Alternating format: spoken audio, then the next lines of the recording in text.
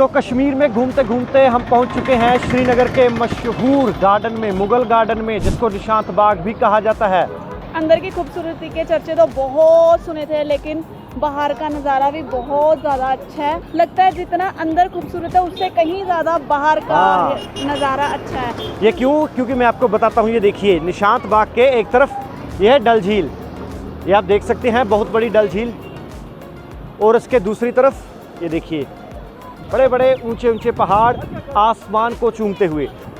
ये रहा main gate, लेकिन मेन गेट के बिल्कुल बगल में ही है टिकट काउंटर। ये कितने की टिकट है जरा बताइए? जो बड़ों की है, ये लिखा हुआ है बोर्ड पे, उनकी है 24 रुपये, ठीक है, आप देख सकते हो बिल्कुल। और जो बच्चों की है उनकी है 12 रुपये। वीडियो शुरू करने से पहले ही मैंने टिकट खरीद रखी है हम 2 बंदों की, तो आइए अंदर चलते हैं। वैसे हमने 4 टिकट्स खरीदी थी, क्योंकि साथ में मम्मी और डैडी भी हैं। उनको सबसे ज़्यादा जल्दी थी अंदर पहुंचने की, तो वो हमसे पहले, हाँ, तो अभी हम अंदर जाते हैं, एंट्री करते हैं। ये आ गया एंट्री गेट, वहाँ पे हमारी टिकट चेक होएगी और उसके बाद फिर हम अंदर जाएंगे और आपको अंदर का नज़ारा दिखाएंगे। तो ये देखिए, ये है एंट्री गेट। टिकट चेक हो चुकी है, और जब ये टिकट चेक करते हैं तो इसको सेंटर में थोड़ा सा फाड़ देते हैं ताकि ये दोबारा से तो यूज ना हो। तो अभी हम पहुंच चुके हैं निशांत बाग में। तो ये सबसे पहले इसका एक 360 व्यू आपको दे देते हैं। ये देखिए क्या खूबसूरत नज़ारा है, घूमते घूमते चक्कर आने लग गए। और पीछे अगर दिख जाए तो वो देखिए पीछे डल लेक। तो आइए इसके अभी अंदर चलते हैं।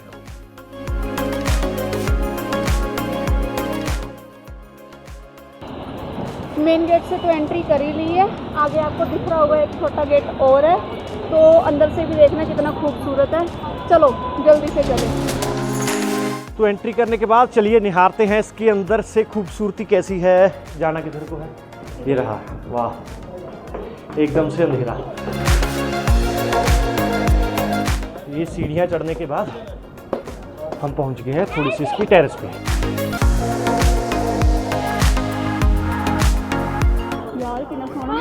ये देखिए बहुत अच्छा नज़ारा है, बड़ा जिंदगी में कभी नहीं देखा। ये क्या खूबसूरत नज़ारा है यार। पीछे ये देखो, हर तरह के फूल हैं यहाँ पे, हर तरह के फूल ही फूल और ग्रीनरी ही ग्रीनरी, पूरी हरियाली यहाँ पर। पीछे पहाड़ियाँ, इसके और ये देखिए पहले सामने ये ऊंचे ऊंचे पहाड़, ये देखिए, उठा ली मैंने। और इसके दूसरी तरफ डल झील। हाँ, तो काफ़ी ज़्यादा संख्या में यहाँ पर पहुँचे हैं सैलानी। ये देखिए बहुत ज़्यादा रश है। ज़रा इसकी खूबसूरती को देखिए। हर कोई इस खूबसूरत जगह को अपने कैमरों में कैद कर लेना चाहता है, हमेशा हमेशा के लिए। और ये देखिए एक ही लाइन में कितने फाउंटेन हैं।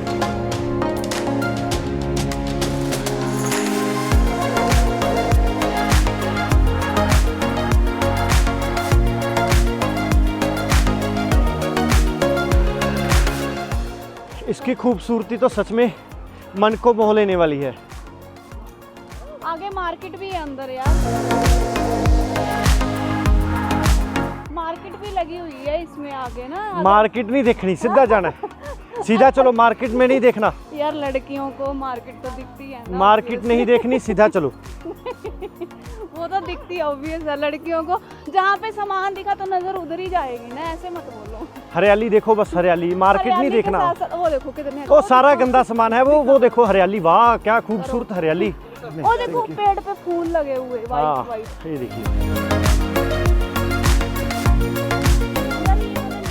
तो ये है वो जगह है, अगर आप भी कश्मीरी रूप में अपनी फ़ोटो खिंचवाना चाहते हैं तो ये देखिए। ऐसा यादगार बना के देखिए, 5 मिनट में फ़ोटो तैयार हो जाए, कोई चेंज भी नहीं करना है, ऊपर से ही पहनना है। आ जाओ।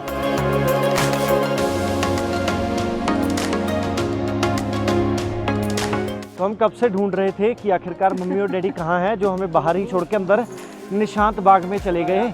उनको हमारे से ज़्यादा जल्दी थी और हम ढूंढ ढूंढ के परेशान हो गए। अब वो बैठी हैं, फाइनली मिल गए हैं। तो हमने उनको ढूंढ लिया है। ये देखो,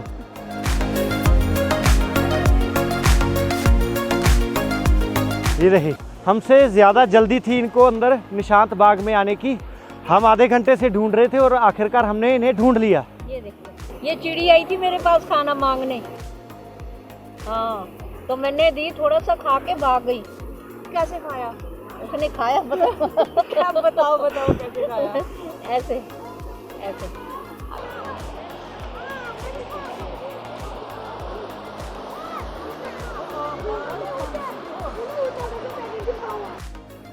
तो निशांत बाग के हम जितना अंदर जा रहे हैं उतनी ही इसकी खूबसूरती भी बढ़ती जा रही है। और यहाँ पर पीछे हमने दिखाई थी सबसे पहले डल लेक, दूसरी तरफ ऊंचे ऊंचे पहाड़, और अंदर देखिए कितने तरह के यहाँ पर फूल लगे हुए हैं। परमात्मा के साक्षात दर्शन जिसको कहते हैं वो हो रहे हैं। कहते हैं ना, अगर पृथ्वी पे कहीं स्वर्ग है तो यही है, यही है, यही है, यानी कि कश्मीर में है। यहाँ बस हमारे घर में है। तो चलिए हम आगे कुछ स्वर्ग के और नज़ारे देखते हैं कि कैसा है। ये देखिए,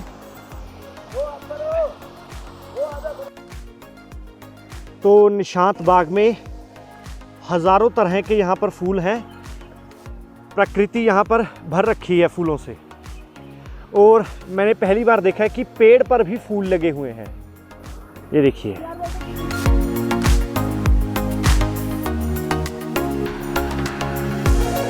ये क्या है? ये पता नहीं है तो फिर उठाया क्यों? ये शायद ना, जो ये बड़े बड़े फूल लगे हुए हैं, ये उनका वो जो नहीं होता, वो स्टार्टिंग पॉइंट क्या होता है उसको कहते हैं? चलो, कुछ ना कुछ होता है, फूल का बच्चा। उसका स्टार्टिंग वाला बेबी। अभी मैं आपको एक ज़रूरी सूचना और देने जा रहा हूँ, लेकिन वो मैं आपको यहाँ से नहीं बल्कि उस पॉइंट से दूंगा। अगर आपको वो पॉइंट दिख रहा हो, वहाँ पर पहुँचना है मुझे। ये है वो रास्ता।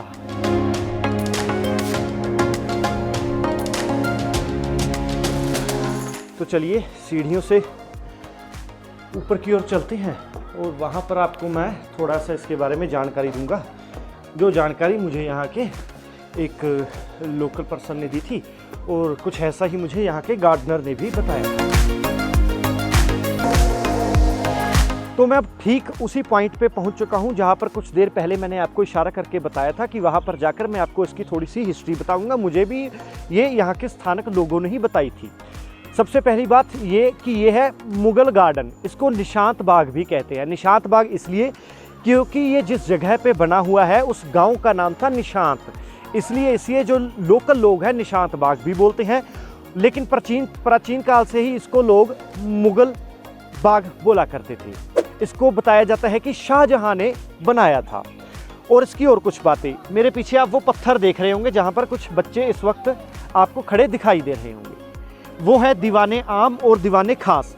उसी जगह पर बैठकर जो मुगल शासक होते थे वो सारी जनता की बातें सुना करते थे और उन्हें इंसाफ दिया करते थे।